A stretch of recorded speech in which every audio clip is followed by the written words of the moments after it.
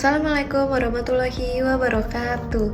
Selamat sore kepada dosen dan teman-teman sekalian. Sebelumnya perkenalkan, nama saya Syifa Kamila dengan NIM 4312110010 dari program studi manajemen S1 ke kelas reguler 2 Fakultas Ekonomi dan Bisnis Universitas Mercu Buana Meruya. Pada kesempatan kali ini, saya ingin mempresentasikan materi mengenai change management dengan fokus pada analisis penerapan change management dalam implementasi People Portal sebagai sistem HRM di PT V-Office. Sebelum memulai, izinkan saya untuk menyampaikan sedikit gambaran tentang pentingnya change management dalam dunia bisnis saat ini. Di era yang penuh dengan perubahan dan tantangan yang cepat, pengelolaan perubahan yang efektif tentunya menjadi kunci untuk menjaga keberlangsungan dan keberhasilan organisasi. Oleh karena itu, kita perlu memahami bagaimana penerapan sistem baru seperti penerapan People Portal ini dapat mempengaruhi dan dapat diadaptasi oleh seluruh elemen perusahaan, khususnya dalam manajemen sumber daya manusia di PT V-Office. Melalui presentasi ini, saya akan menganalisis langkah-langkah dan strategi yang digunakan oleh PT V-Office untuk mengelola perubahan dan penerapan sistem HRM kita, serta tantangan yang dihadapi dan solusi yang diambil oleh manajemen. Tanpa berlama-lama lagi, mari kita mulai pembahasannya.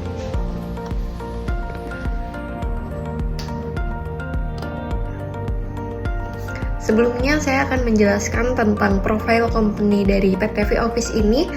V-Office adalah penyedia layanan kantor bersama pertama dan satu-satunya dengan lokasi yang tersebar di seluruh Jakarta yang menyediakan berbagai produk untuk kebutuhan operasional dan dukungan bisnis seperti kantor virtual, service office, call answering service, meeting room, event space, hingga layanan pengurusan legalitas perusahaan.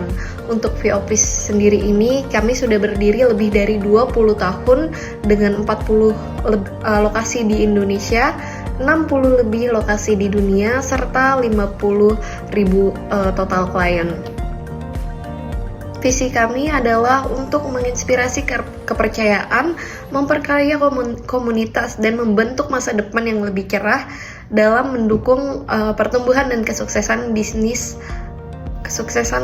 perusahaan. Kemudian untuk misi kami yaitu adalah untuk memfasilitasi transaksi yang lancar, kemudian teknologi canggih, dan membangun hubungan yang langgeng sambil terus berkontribusi secara positif kepada klien dan lingkungan. Kemudian kami juga memiliki nilai-nilai perusahaan, yaitu nilai perusahaan kami adalah Cheers.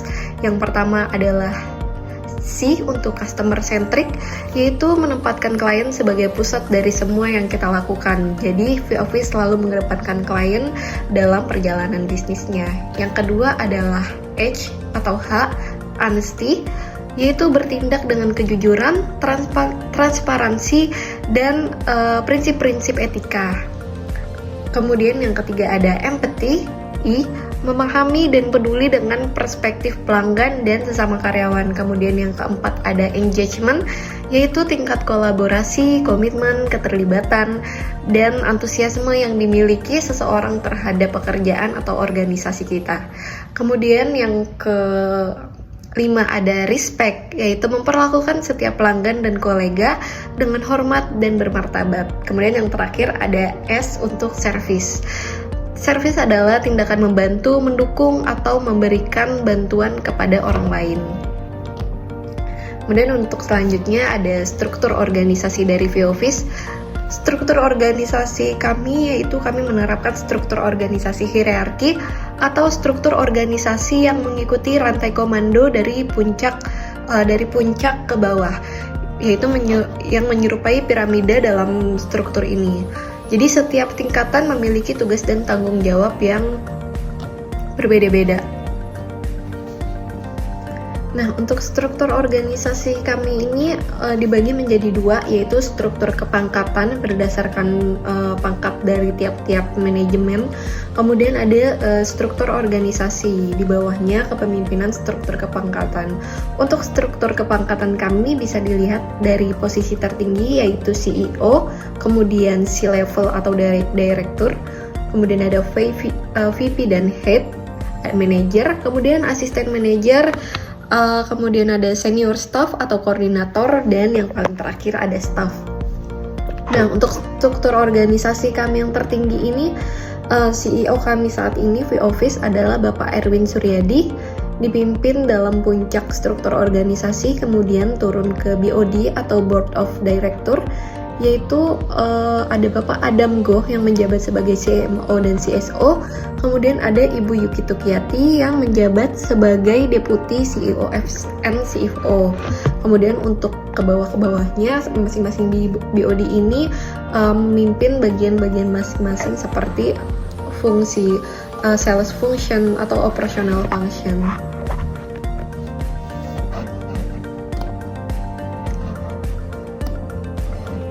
Kemudian analisis situasi manajemen. Menurut Jeff Davidson pada tahun 2005, perubahan berarti sesuatu yang berbeda dari sebelumnya. Ini juga berarti mengadopsi pendekatan baru, teknologi baru, memasang sistem baru, prosedur manajemen baru, kemudian menggabungkan sistem baru, reorganisasi atau peristiwa yang menunggu. Nah, perubahan ini berarti memiliki tindakan yang berbeda dari sebelumnya, dan perbedaan itulah yang menghasilkan perubahan menurut Michael Beer 2000. Sebagai dijelaskan oleh Potts dan Lamars, perubahan berarti juga yaitu mengubah kondisi organisasi saat ini menuju kondisi yang diharapkan pada masa depan atau pada masa mendatang. Pada dasarnya, kehidupan manusia dan organisasi itu selalu berubah dan diliputi oleh perubahan. Kondisi internal dan eksternal juga mengakibatkan perubahan-perubahan ini dapat terjadi. Perubahan berarti mengubah cara kita bertindak atau juga berpikir.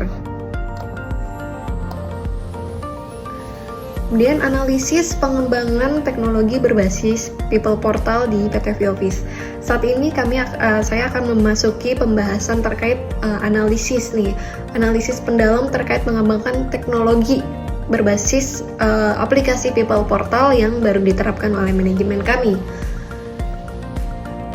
Pada perubahan ini, pengembangan akses karyawan berbasis teknologi di PT V-Office merupakan bagian dari strategi transformasi digital yang bertujuan untuk meningkatkan efisiensi, transparansi, dan pengalaman kerja yang lebih baik. Langkah ini bukan sekedar implementasi sistem baru, melainkan juga upaya yang menyeluruh dalam mengoptimalkan pengelolaan sumber daya manusia agar lebih responsif terhadap kebutuhan bisnis dan kesejahteraan karyawan. Seperti kata F.W. Taylor, untuk meningkatkan prestasi organisasi dan pengikutnya mencoba mengevaluasi dan memperbaiki cara kerja karyawan dan mesin berinteraksi satu sama lain untuk meningkatkan efisiensi sesuai dengan kemajuan teknologi. Nah, dalam hal ini PT V-Office menerapkan teori yang disampaikan oleh Taylor F.W. tersebut, di mana kami melakukan perubahan teknologi pada mesin-mesin kami sehingga kami juga dapat terus berkembang mengikuti kemajuan zaman dengan melakukan peningkatan terhadap efisiensi pekerjaan kami. Kemudian dari analisis tersebut, saya membuat asumsi dari perubahan-perubahan yang telah dilakukan oleh perusahaan dengan hadirnya implementasi People Portal ini selama satu tahun penerapan People Portal diberlakukan di V-Office. Yang pertama adalah peningkatan efisiensi akses informasi sebanyak 60%. Jadi setelah saya lakukan perhitungan berupa asumsi dari penerapan yang telah berjalan selama ini, saya menggunakan cognitive load theory untuk menjelaskan bahwa akses informasi yang lebih mudah juga dapat mengurangi beban kognitif sehingga meningkatkan efisiensi kerja. Dalam analisis ini saya melakukan perhitungan berupa time efisiensi sama dengan waktu sebelum dan waktu sesudah waktu sebelum dikurang waktu sesudah, kemudian per waktu sebelum dikali 100%. Jadi waktu sebelum penggunaan People Portal ini itu cenderung digunakan dalam 10 menit, 6 sampai 10 menit, kemudian dikurangi waktu sesudah implementasi ini menjadi 4 menit, kemudian per 10 dikali 100%, sehingga menghasilkan angka di 60%. Jadi rata-rata waktu penggunaan efisiensinya ini sampai dengan 60%. Kemudian untuk perhitungan yang kedua adalah analisis peningkatan transparansi hak dan kewajiban karyawan. Jadi dalam teori yang kedua ini, sebelum People Portal digunakan atau diimplementasikan, dari 119 total karyawan V-Office di Jakarta, hanya 36 karyawan yang aktif menanyakan hak dan kewajiban melalui HR. Tentunya analisis ini berdasarkan asumsi pada satu cabang saja, yaitu cabang di Centennial Tower, dan dibagi menjadi 40 cabang lainnya di Jakarta yang kemungkinan berinteraksi juga dengan HR, tapi hanya melalui pesan WhatsApp. Jadi dari satu cabang itu diperkirakan ada di cabang pusat kami Centennial hanya ada 1-30 orang karyawan, kemudian diperkirakan hanya setengahnya yang bertanya kepada HR secara langsung, maka dibagi lagi dengan perbandingan dari cabang lain yang hanya memiliki 1-5 karyawan saja. Didapatkan hasil berupa 36 karyawan di Jakarta yang aktif menanyakan hak dan kewajiban melalui HR. Nah, kemudian setelah analisis People Portal ini atau penggunaan People Portal, interaksinya meningkat menjadi 89 karyawan, tapi yang mengakses secara langsung informasi-informasi tersebut. Dalam perhitungan ini, saya mencoba melakukan perhitungan melalui rumus Transparency Engagement Score sama dengan total employee interaction per total queries dikali 100% menghasilkan angka sampai dengan 75%. Jadi dalam hasil pengaksesan analisis ini, total karyawan yang telah mengakses informasi secara langsung ini mendapatkan angka di 75% untuk transparansi hak dan kewajibannya. Kemudian di nomor 3 yaitu waktu pengolahan data HR yang berhasil sampai dengan 50%. Jadi sebelum People Portal, proses manual itu memakan waktu sampai dengan 4 jam per hari. Kemudian setelah implementasi People Portal ini, proses otomatis, karena adanya proses otomatis di mana HR ataupun karyawan bisa langsung mengakses melalui link People Portal, maka beban kerja pun berubah menjadi 2 jam per hari untuk pengelolaan data HR. Dari analisis ini saya menggunakan rumus HR Processing Time Reduction sama dengan manual processing time dikurang automate processing time per manual processing time sama dikali 100% dan menghasilkan angka 50%. Kemudian untuk tingkat adopsi teknologi sampai dengan 85% dan peningkatan kepuasan karyawan sampai dengan 40%. Tentunya asumsi ini mengacu pada model teknologi adoption atau TAM, dan estimasi ini didasarkan pada faktor usability dan perceived usefulness dengan asumsi 85% karyawan aktif menggunakan portal dalam 3 bulan pertama setelah pelatihan. Jadi dalam 3 bulan setelah training dan masa percobaan implementasi ini, asumsi saya adalah 85% karyawan aktif selalu mengakses informasi melalui People Portal. Dengan rumus perhitungan, peningkatan kepuasan karyawan sama dengan setelah penggunaan People Portal dikurang sebelum penggunaan dibagi total karyawan dikali 100, sehingga menghasilkan angka di 40%. Jadi untuk sebelumnya 50% karyawan itu menyatakan kepuasan terhadap sistem informasi, dan sesudahnya setelah digitalisasi People Portal ini, kepuasan meningkat menjadi 90%.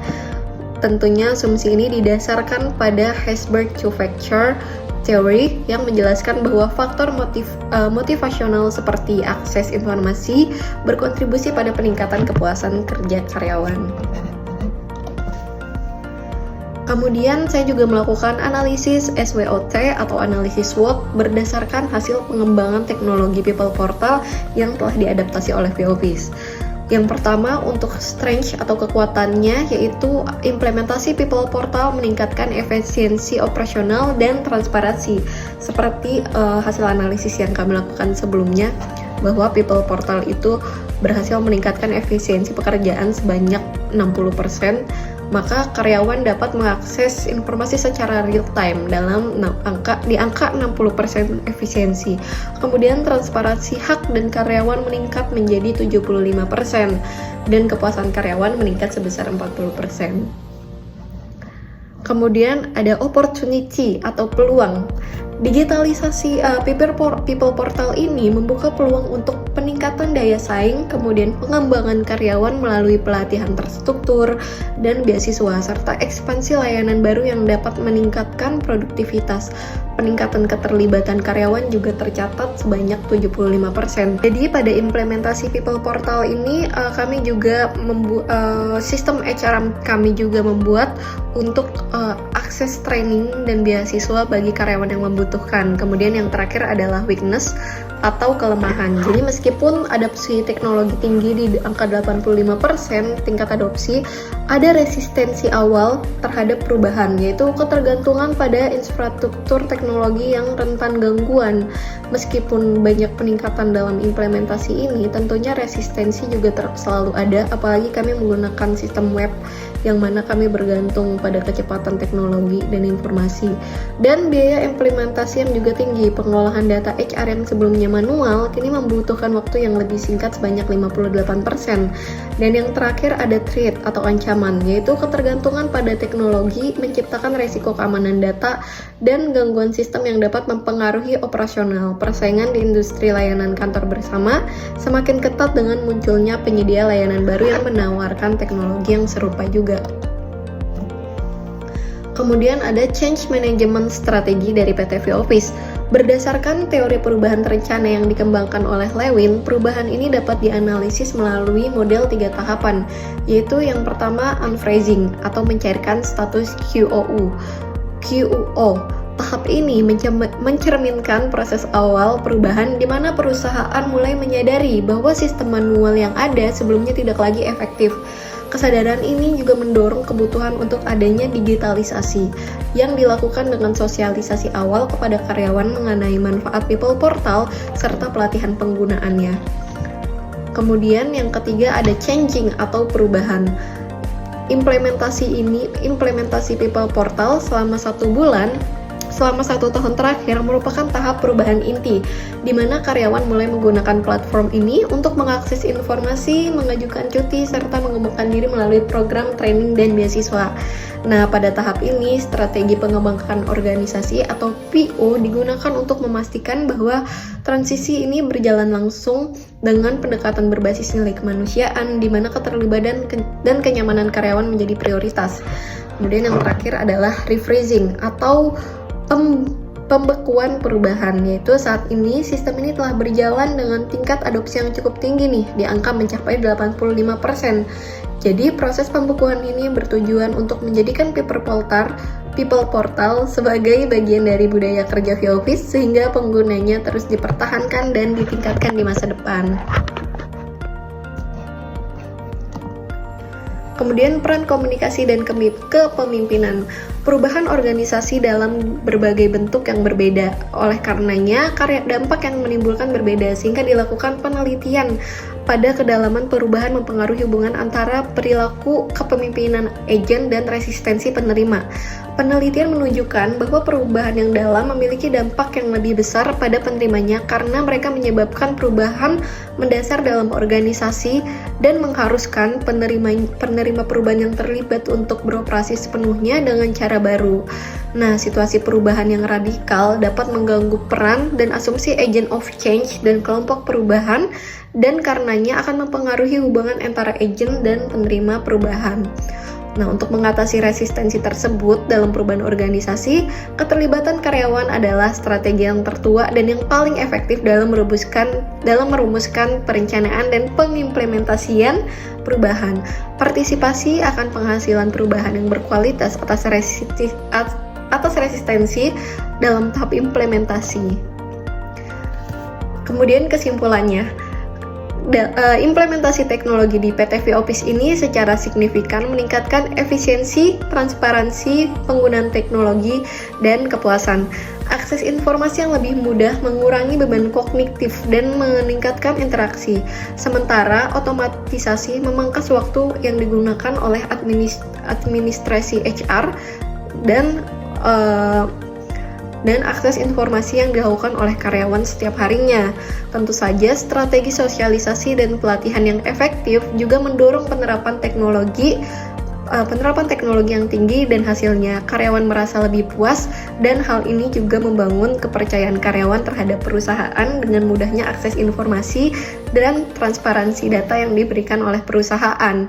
Hal ini menciptakan lingkungan kerja yang lebih produktif dan lebih positif. Baik, sekian presentasi dari saya mengenai implementasi pengembangan teknologi berbasis People Portal pada PT V-Office. Semoga saya bisa bertemu dengan kalian pada kesempatan lain waktu. Terima kasih dan selamat sore. It's been a really messed up week. Some days told you, some days better. La la la.